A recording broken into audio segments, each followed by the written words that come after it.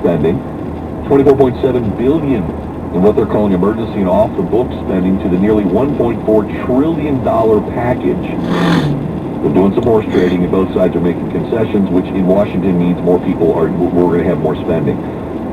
White House and Congress reached a $1.37 trillion deal in July, increasing defense spending by $22 billion, domestic spending by $12. The final deal brings that sum to $1.394 trillion.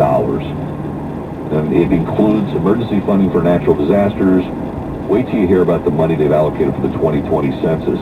Some medical funding and some other priorities. And the deficit now is on track to surpass, for the first time since 2012, $1 trillion. Now think about that. Our allegedly responsible elected officials have baked into the spending cake $1 trillion in deficit spending. They're going into the year knowing we're going to print another $1 trillion. This has been going on for years.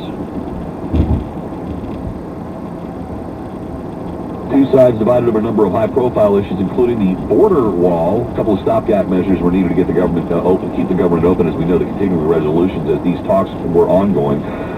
On the most controversial issues, appropriators reached a deal by leaving the status quo in place. Gee, just much like a continuing resolution.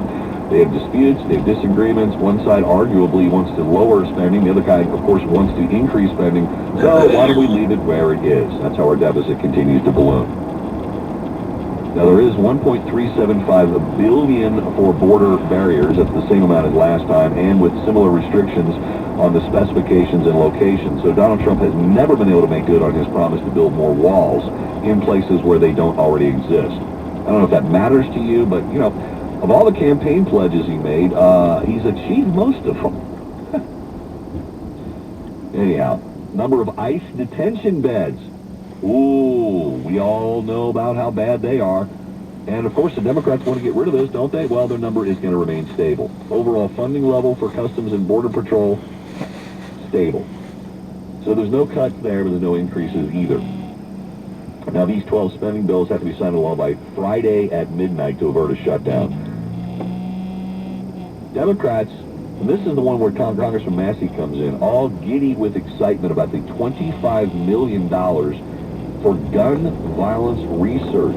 Gun violence research to be conducted by the Center for Disease Control. Legislation gives, here we are, the census number. Does anybody find this number a little bit outrageous? 7.6 billion for the 2020 census.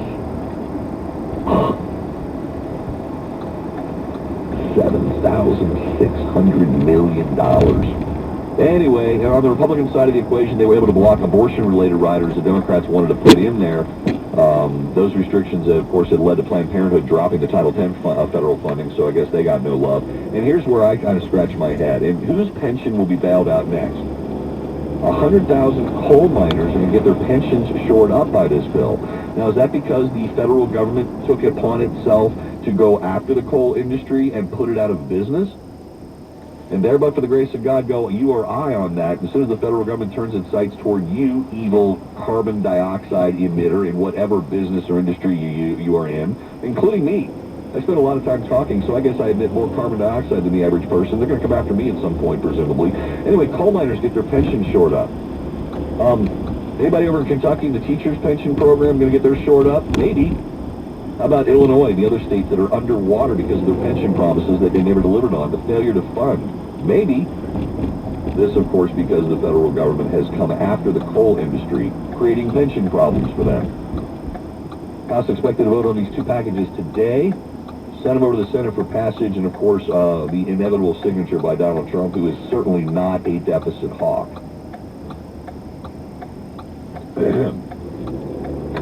So you have one stack, one measure, that is, in these 12 spending bills, of one stack, you've got Defense, Homeland Security, Commerce, Justice, Services, that total $860.3 billion.